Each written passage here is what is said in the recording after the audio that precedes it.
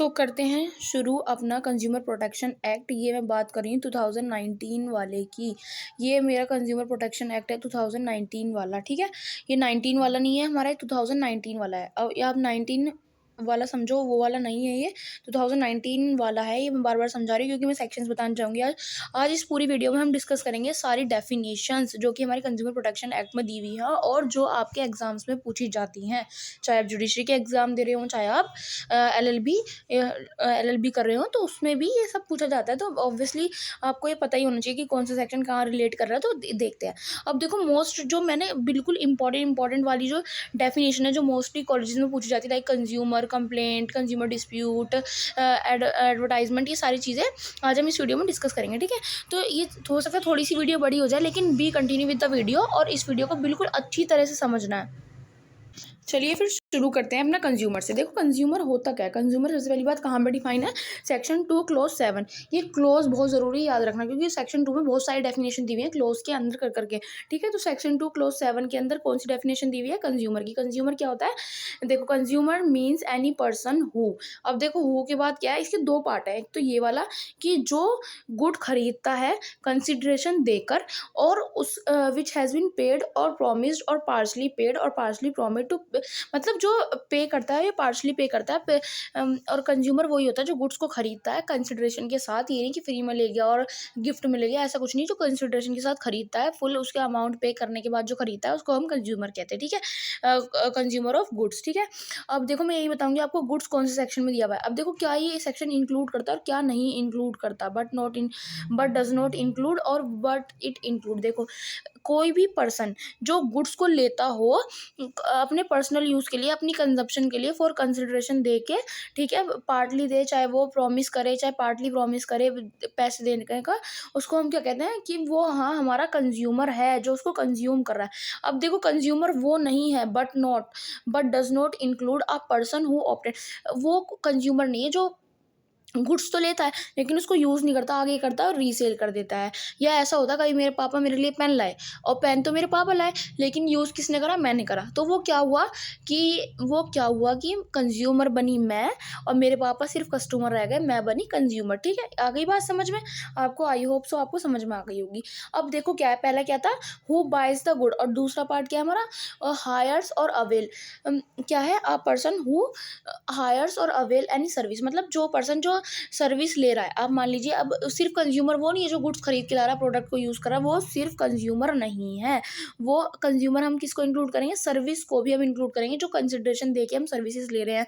Like हम उसको अब उसकी पेमेंट कैसे कर रहे हैं, चाहे पे कर रहे हैं, चाहे उसे हम प्रॉमिस कर रहे हैं, चाहे पार्टली पे कर रहे हैं, चाहे कैसे भी, अब जो पेमेंट का मोड है वो कुछ भी हो। आप ये एक बार डेफिनेशन देख लेना, खुद से पढ़ लेना, स्क्रीन पर दिख रही होगी, अच्छे से दिख रही होगी, ठीक है। वीडियो ज़्यादा लंबी ना हो इसलिए मैं रीड नहीं कर रही हूँ, ठीक है, बट आपको सारे कॉन्सेप्ट में समझाती चलूँगी, ठीक है।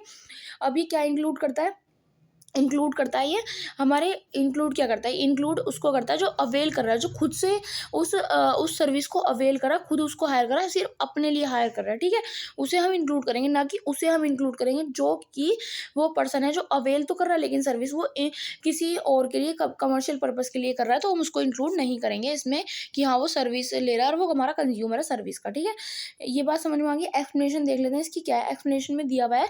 इसी के साथ सेक्शन 2(7) में एक्सप्लेनेशन दी हुई है। अगर आप में पेपर में ऐसे लिख के आते तो आपको बहुत अच्छे मार्क्स मिलेंगे, ठीक है। क्या दिया हुआ है, कंज्यूमर पर्पस, कमर्शियल पर्पस क्या होता है, अभी जो हमने ऊपर क्या यूज़ किया है डेफिनेशन में, कमर्शियल पर्पस मतलब है यहाँ पे जो पर्सन गुड्स तो ले रहा है लेकिन अपने यूज़ के लिए ले रहा है, अर्निंग के लिए दे रहा है, अपने लाइवलीहुड के लिए ले रहा है, ठीक है। सेल्फ एम्प्लॉयमेंट के लिए गुड्स ले रहा है, जैसे होलसेलर से रिटेलर्स लेते हैं, इस टाइप से, ठीक है। अब क्या है, और जो यहाँ पे यूज़ किया हमने, बाय एनी गुड्स हायर और अवेल, इसका मतलब क्या है, ये चाहे वो ऑफलाइन ले रहा हो चाहे वो ऑनलाइन ले रहा हो, ट्रांजेक्शन हुई है अगर तो इलेक्ट्रॉनिक मीन्स से हुई है, चाहे शॉपिंग कैसे भी करी हो, लेकिन वो हमारा कंज्यूमर बन जाएगा, ठीक है। आगे देखते हैं कंज्यूमर डिस्प्यूट बहुत बार पेपर में पूछा जाता है, खास करके आईपी यूनिवर्सिटी वाले ज़्यादा पूछ लेते हैं कंज्यूमर डिस्प्यूट क्या डिफाइन है, इसका मतलब क्या होता है। तो कंज्यूमर डिस्प्यूट हमारा सेक्शन 2 और क्लोज 8 में डिफाइन है, जिसका मतलब होता है मान लीजिए आप मैं दुकानदार हूँ, आप मेरे पास आए हो, मैंने आपको गुड दिया, ठीक है, आपने उसमें कोई कंप्लेन निकाल दी है, ठीक है। मान लीजिए आपने उसमें कोई कंप्लेन निकाली कि ये तुम्हारा टायर है, ठीक है, अब लेकिन मैं फिर भी लेटे जा रही हूँ कि नहीं, तुम तो इतने दिन पहले लेके गए थे, तुम आज कैसे लेके आ रहे हो, ये कैसे करो। अगर आपकी कोई कंप्लेन है, मैं उस पर आर्ग्यूमेंट कर रही हूँ, मैं उसको डिनाई कर रही हूँ, या मैं उसको डिस्प्यूट को मान नहीं रही हूँ, तो उसको क्या कहते हैं, एलिगेशन को मैं दिखा रही हूँ कि हाँ मैं नहीं मान रही, एलिगेशन लगा रहे हो तुम मेरे ऊपर, मैं नहीं मानती ये वाली बात। तो वो क्या होता है, जब ऐसी करे ना, जब ऐसी शॉपकीपर करे या फिर जो भी है प्रोडक्ट जो सेल कर रहा है, जो सर्विस प्रोवाइडर है, वो ऐसे करे, तो उसको क्या कहते हैं, हम कंज्यूमर डिस्प्यूट कहते हैं इस पूरी घटना को, ठीक है। Consumer rights very very important, इसको इंपॉर्टेंट मार्क कर लो, स्टार लगा लो, जो करना कर लो, इसको रट लो। कंज्यूमर राइट्स कहाँ पे गिवन है, सेक्शन 2 क्लोज 9 में गिवन है। कंज्यूमर राइट देखो क्या क्या होता है, वन बाय वन देखते हैं। कंज्यूमर राइट पहला होता है right to be protected. Right to be protected किससे, हजारडस कोई हजारडस है, मतलब हजारडस प्रोडक्ट है कोई, मान लीजिए कि हमारा कोई गैस है या थिनर है या कुछ भी है ना, और कोई फायर का क्रैकर है, कुछ भी है, उस जो हमारी लाइफ को इंजर कर सकता है, उससे हमें प्रोटेक्ट करने की हमारा राइट है कि हम उससे प्रोटेक्टेड रहें। उस पर प्रोडक्ट पे लिखा हो कि ऐसे यूज़ नहीं करना, वैसे यूज़ करना, जो भी है इस तरीके से, ठीक है। और राइट टू बी इन्फॉर्म्ड, अब हमारा अगला राइट क्या है, अब एज अ कंज्यूमर हमारा अगला राइट क्या है, हमारा अगला राइट है कि उसकी quality, quantity, potential, purity, standard और प्राइस ऑफ द गुड्स हमें पता होना चाहिए। गुड्स और सर्विस का प्राइस हमको पता होना चाहिए, पूरी नॉलेज होनी चाहिए। और हम अनफेयर ट्रेड प्रैक्टिस से अनफेयर ट्रेड प्रैक्टिस से प्रिवेंटेड होने चाहिए। अनफेयर ट्रेड प्रैक्टिस अपने में एक बहुत बड़ा कॉन्सेप्ट है, तो मैं इसको, एक सेक्शन एक ही है लेकिन कॉन्सेप्ट बहुत बड़ा है, तो मैं इसको अगली वीडियो में समझाऊंगी। Please be continue with that video, आप वाली वीडियो भी देखिएगा, ठीक है। और अगला राइट क्या है हमारा, right to be assured. Right to be assured मतलब कि अगले मार्केट में प्राइस क्या आगे चल रहे हैं, मार्केट में कितना का सामान कितने का बिक रहा है, कि मतलब बार्गेनिंग का right. Right to be assured कि हमें एश्योर होना चाहिए कि ये वाला दुकानदार कितने में दे रहा है और अगला वाला दुकानदार कितने में दे रहा है, ठीक है। मोल भाव वाला हिसाब होना चाहिए। और राइट टू बी हियर्ड मतलब कोई अगर हमारे पास कंज्यूमर इंटरेस्ट है, तो उसको हियर करने का भी, कि मतलब कंज्यूमर क्या मांग रहा है क्या नहीं मांग रहा, तो ये भी हमारा राइट है, ठीक है, कि हमें दिया जाए बाय प्रोड्यूसर और बाय रिटेलर और जो भी है जो हमें प्रोडक्ट दे रहा है।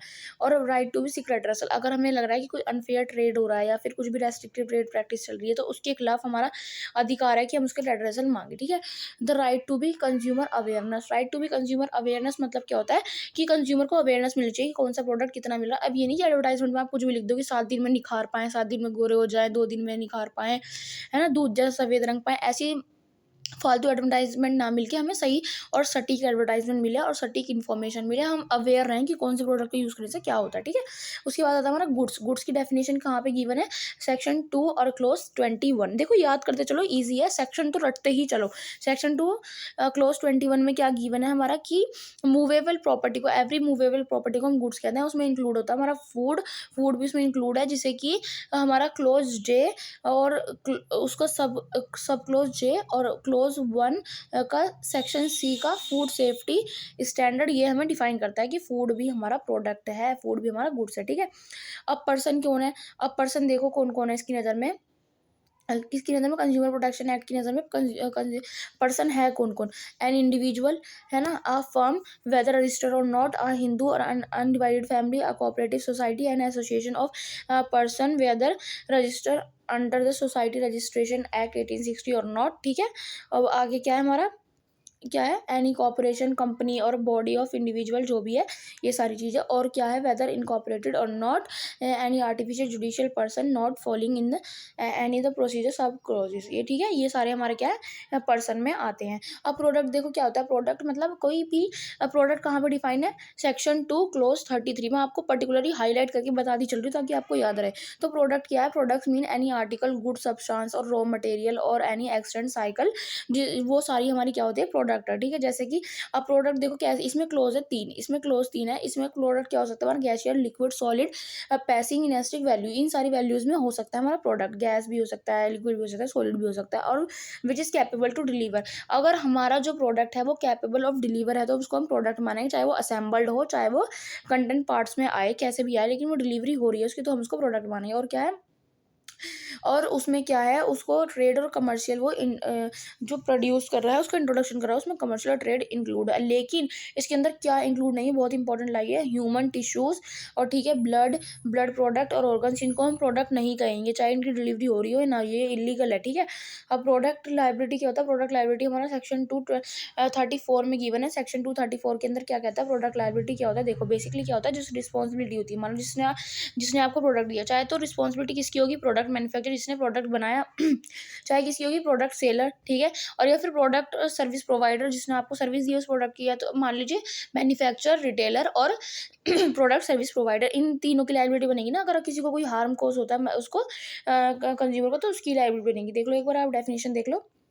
अब क्या है, product liability action, product liability action कहते किसे हैं, ये सेक्शन 235 में गिवन है, क्लोज 35 में गिवन है। ये भी प्रोडक्ट वाला भी पूरा अपने आप में बहुत बड़ा वो है, मतलब पूरा बहुत डीप टॉपिक है पढ़ने के लिए, ठीक है।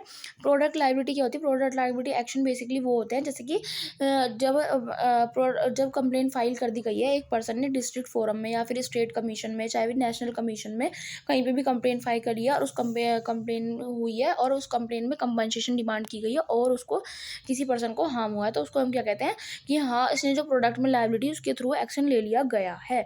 प्रोडक्ट सर्विस प्रोवाइडर कौन होता है, सेक्शन 238 में गिवन है, सेक्शन 238 में गिवन है कि प्रोडक्ट सर्विस प्रोवाइडर होता कौन है, ठीक है। प्रोडक्ट सर्विस प्रोवाइडर कौन होता है, जो रिलेशन है प्रोडक्ट के रिलेशन में, जो सर्विस दे रहा है प्रोडक्ट को यूज़ करके, उसको हम क्या कहते हैं, प्रोडक्ट सर्विस प्रोवाइडर, ठीक है। ये देखो बेसिक बेसिक बातें आपको समझ में खुद आती होंगी, सारी बातें वर्ड से क्लियर हो रही होंगी, वैसे फिर भी मैं आपको बता दूँ डेफिनेशन के साथ। रेस्ट्रिक्टिव ट्रेड प्रैक्टिस क्या होता है, रेस्ट्रिक्टिव ट्रेड प्रैक्टिस देखो बहुत इंपॉर्टेंट है, पूछा जाता है पेपर के अंदर।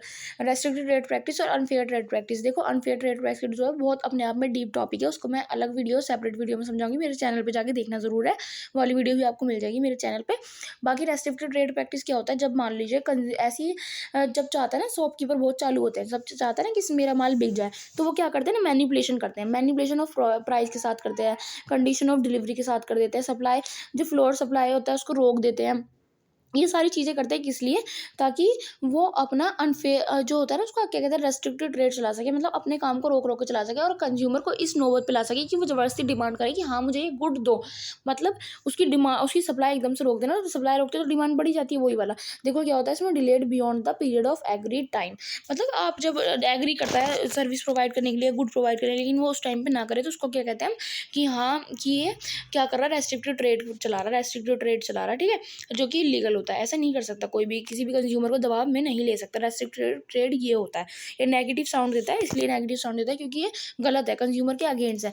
और any trade practice which require a consumer to buy, hire और अवेल ऑफ गुड्स, और देखो मतलब जो कंज्यूमर को रिक्वायर कर रहा है कि तुम इसे बाय करो और तुम इसे अवेल करो, जबरदस्ती का सौदा है, मतलब ये कहते हैं जबरदस्ती का सौदा है, तो वो यही है, ठीक है, समझ गए ना बात को। अभी क्या है सर्विस, सर्विस क्या होती है, सर्विस देखो हमारे सेक्शन 2 और क्लोज 42 में गिवन है, क्लोज सेक्शन 2 क्लोज 42 में गिवन है कि सर्विस होती क्या है। देखो service mean service of any descriptive which is available to potential user and include not limited to the provision of facilities in connective with the banking, financing, insurance, transport, processing, supply of electrical or the other energy, telecom, bordering, loading or housing, construction, entertainment, amusement और परवेइंग news और other information. ये सारी चीज़ें क्या है, हमारी सारी service ही तो है। आपको रेलवे में जा रहे हो, सब कुछ ये कर रहे हो, सारी चीज़ें सर्विस है हमारी, ठीक है। आप ऑटो रिक्शा में बैठ के जा रहे हो, सारी सर्विस है हमारी ऑटो रिक्शा वाले के थ्रू, ठीक है। ये सारी हमारी सर्विसेज के अंडर आती है। इलेक्ट्रिसिटी मिल रही है, एंटरटेनमेंट हो रही है, टीवी देख रहे हो, फोन देख रहे हो, सारी चीज़ें क्या सर्विसेज तो है, जिनको देख के सर्विसेज बेसिकली जिनको देख के आपको दिल खुश हो रहा है, आप कंज्यूमर उसके उस सर्विस के थ्रू दिल खुश करने के थ्रू आपको पैसे देने के लिए भी तैयार है, उसको हम सर्विस कहते हैं, ठीक है। डज अब देखो, but does not include the rendering of any service free of charge, मतलब कोई भी सर्विस आपको फ्री ऑफ चार्ज मिल रही है तो उसको हम सर्विस नहीं कहेंगे, उसको आपको कुछ ना कुछ कंसिडरेशन पैसा देना पड़ेगा, ठीक है। दस इज द सुप्रीम कोर्ट, ये छोड़ो यार, a contract of service. A contract of service क्या होता है? A contract of service on the other hand relation of master servant. देखो कॉन्ट्रैक्ट ऑफ सर्विस के अंदर क्या होता है, देखो इस केस के अंदर जो है ना, ये वाला केस, इसके अंदर ये बताया गया था, जो ये हमारा केस है Indian merchant association versus VP Shanta के केस में हमें यही बताया गया कि कॉन्ट्रैक्ट ऑफ सर्विस जो है, कॉन्ट्रैक्ट ऑफ सर्विस, यानी कि कॉन्ट्रैक्ट ऑफ सर्विस के अंदर देखो मास्टर और सर्वेंट वाला रिलेशन भी बन जाता है, और उसके अंदर मतलब मास्टर और सर्वेंट वाला रिलेशन बन जाता है जब हम कॉन्ट्रैक्ट और सर्विस करते हैं। यानी कि जैसे कि हमारा कोई मास्टर है जिसके पास हम, जैसे मान लो पार्लर गए, आप सैलून गए, ठीक है, अब सैलून में आपका एम्प्लॉय आया, वहाँ पे उसने आपको सर्विस दी, सब कुछ करा, लेकिन उसको पार्लर का ओनर तो कोई और, अब मान लीजिए पार्लर का ओनर क्या करता है, उस सैलून का ओनर क्या करता है, एक दिन अपने एम्प्लॉय को बुलाता है, खुद से ट्रीटमेंट लेने लगता है, लेकिन उसके बदले का पैसा नहीं देता, तो हम किसको क्या मानेंगे कि ये सर्विस नहीं है। ठीक है, ये सब था उसके बारे में, तो मैंने आपको ऐसी डिटेल में बता दिया। ठीक है, ये देखिए ये सारा कुछ वही है। ठीक है, आपको मैंने शॉर्ट में बता दिया। अब कंप्लेन देखो क्या होती है। कंप्लेन हमारी डिफाइन है। कंप्लेन बहुत बार पूछी जाती है कि कंप्लेन होती क्या है, सेक्शन क्या है इसका, और क्या मतलब किस सेक्शन में प्रोविजन में गिवन है और क्या है, ये पूछा जाता है कि कंप्लेंट कहते किस है। तो कंप्लेंट क्या होता है, एलिगेशन इन रिटर्न, और ये कहाँ पे गिवन है, सेक्शन 2 क्लॉज 6 में गिवन है। क्या है, allegation in return made by the complainant to obtaining any relief provided by the this act. ठीक है, मतलब कि कंप्लेन वही होती है, एलिगेशन आप रिटर्न में दे रहे हो और उसके बदले आप क्या चाह रहे हो, रिलीफ चाह रहे हो, और क्या कुछ भी कंपनसेशन चाह रहे हो इस एक्ट के थ्रू। ठीक है, अब एडवर्टाइजमेंट क्या होती है, एडवर्टाइजमेंट हमारी कहाँ पे गिवन है, 2 क्लॉज 1 में। 2 क्लॉज 1 में हमारी क्या गिवन है, एडवर्टाइजमेंट। एडवर्टाइजमेंट क्या होती है, एनी ऑडियो और विजुअल पब्लिकेशन, रिप्रेजेंटेशन, एंडोर्समेंट और pronouncement made by mean of light, smoke, gas, print, electronic media internet website include notice, circular, label, wrapper, invoice, और ये सारी चीज़ें। एक मतलब क्या है कि आप कोई सी विजुअल पब्लिकेशन कर रहे हो, या फिर कोई ऑडियो में कह रहे हो, रिप्रेजेंटेशन दे रहे हो, या पिक्चर के थ्रू दिखा रहे हो, या फिर कोई अनाउंसमेंट कर रहे हो, प्रोनाउंसमेंट कर रहे हो। ठीक है, ये चाहे वो आप किसके थ्रू कर रहे हो, लाइट के थ्रू कर रहे हो, साउंड के थ्रू कर रहे हो, स्मोक के थ्रू कर रहे हो, गैस के थ्रू कर रहे हो, प्रिंट के थ्रू कर रहे हो, किसी के भी थ्रू कर रहे हो, वो सारी चीज़ें जो आप दिखा रहे हो पब्लिक को, जो जनता की नज़रों में आ रही है, जनता के दिमाग में आ रही है, तो उसको क्या कहते हैं, हम एडवर्टाइजमेंट कहते हैं बेसिकली। अब देखो डिफेक्ट क्या होता है, डिफेक्ट और डेफिशिएंसी में ना बहुत बार फर्क पूछ लिया जाता है। डिफेक्ट क्या होता है, डेफिशिएंसी क्या होता है। डिफेक्ट देखो क्या होता है, डिफेक्ट हमारा सेक्शन 210 में गिवन है। डिफेक्ट बेसिकली है क्या, डिफेक्ट है कि एनी फॉल्ट, इम्परफेक्शन और short coming in the quality, quantity, purity. देखो मैं आपको एक छोटा सा फर्क बता दूं ना, कि डेफिनेशन दोनों की सेम है, डिफेक्ट और डेफिशिएंसी की दोनों की डेफिनेशन बिल्कुल सेम है, लेकिन इसमें फ़र्क क्या है, जो डिफेक्ट वर्ड है, डिफेक्ट वर्ड हमारा आता है, डिफेक्ट हमारा कहाँ समझाया गया, 210 में, और वहीं पर डेफिशिएंसी में कहाँ समझाया गया, 211 में। ये देखो डिफरेंस पूछा जाता है, बहुत इंपॉर्टेंट बात बता रही हूँ, ध्यान से सुन लो। ये 211 में क्या दिया, डेफिशिएंसी दिया, 210 में क्या दिया हमारा, डिफेक्ट। ये रट गया, ठीक है, याद हो गया। अब मैंने 3 बार बता दिया होगा। डिफेक्ट यूज होता है हमारे किस वर्ड, किसके लिए, गुड्स के लिए। जब हम कोई गुड्स की कंप्लेंट करते हैं तो वहाँ पे डिफेक्ट बोलते हैं कि डिफेक्टिव गुड्स है। लेकिन अगर हम सर्विस की बात करें तो हम ये नहीं कहेंगे डिफेक्टिव सर्विस है, नहीं, डेफिशिएंसी इन द सर्विस। ठीक है, ये बोलते हैं। ये बात समझ में आ गई। अब देखो इसकी, ये देख लो, ये सारी आपको इसकी वो मिल जाएगी। क्या है इसकी definition, means any fault, imperfection, increment, short of inaccuracy in the quality, nature and means of performance which. देखो परफॉर्मेंस वर्ड यूज हुआ ना, क्यों क्यों हुआ है परफॉर्मेंस वर्ड, क्योंकि हम यहाँ पे बात करें डेफिशिएंसी, और डेफिशिएंसी की सुविधा सर्विस को is required maintain by the under the law. ये सारी चीज़ें undertaken by the perform by a person, persuasion, contract और otherwise relation and service include. ठीक है, क्या ये सर्विस इंक्लूड करती है, सर्विस क्या इंक्लूड करती है कि any act of negligence, omission और commit by such person cause loss or injury to the consumer and deliberate upholding to the information by the person to the consumer। अगर मान लीजिए कोई नेग्लिजेंस हो गया, ओमिशन हो गया, तो उसकी लाइबिलिटी बनेगी वहाँ पे। ठीक है, ये चीज़ है। अब देखो लास्ट और very important, e commerce. E commerce का मतलब क्या होता है, ये 216 में गिवन है, बहुत सिंपल सी और ईजी से डेफिनेशन है। मीन्स बाइंग और selling of goods, service, good service including digital products over digital और इलेक्ट्रॉनिक नेटवर्क। ठीक है, ये क्या होता है, हमारे हमारे ई कॉमर्स इसे कहते हैं कि आप किसी भी गुड की सर्विस कर रहे हो, और मतलब खरीद रहे हो या बेच रहे हो। बेसिकली ई कॉमर्स आज का नया ज़माना चल गया, इंटरनेट वाला ज़माना है, तो भाई साहब सब कुछ फ़ोन में हो जाता है। मिंत्रा से मंगा लिया, है ना, OLX से मंगा लिया, वो मंगा लिया, ऐसे ऐसे करके बहुत सारी चीज़ें होती है जो ऑनलाइन प्लेटफॉर्म पे बाइंग एंड सेलिंग चल रही है। आजकल तो स्टॉक मार्केट इधर चल रहा है कि स्टॉक बेच दिया, खरीद लिया, और ये शेयर्स वगैरह जो बेचे जाते हैं, खरीदे जाते हैं। आजकल लोग एम्प्लॉयमेंट भी वहीं से चल रही है, इंटरनेट से। तो ये सारी चीज़ें क्या है, हमारी ई कॉमर्स के अंदर आती है। ठीक है, आप चाहो तो इसे और एक्सप्लेन करके लिख सकते हो। आई होप आपको ये समझ आया होगा। अगर आप चाहते हो कि मैं कंज्यूमर प्रोटेक्शन एक्ट की और ऐसी ही वीडियो बनाऊँ, कंज्यूमर प्रोटेक्शन एक्ट 2019 की ऐसी वीडियो बनाऊँ, तो please do like and subscribe my channel, और please let me know in the comment section कि आपको क्या अच्छा लगा, क्या नहीं अच्छा लगा। और आई होप सो कि आपको ये सारी चीज़ें समझ आई होगी। यार बहुत मेहनत लगती है वीडियो को बनाने में, सारे नोट्स इकट्ठे करने में, लिखने में, फिर PDF बनाने में, फिर अपलोड करने में। So very tough task for me. I hope आपको ये समझ समझ आया होगा। अगर आपको समझ आ गया तो मेरा टास्क कंप्लीट हुआ। Thank you, have a good luck, bye bye.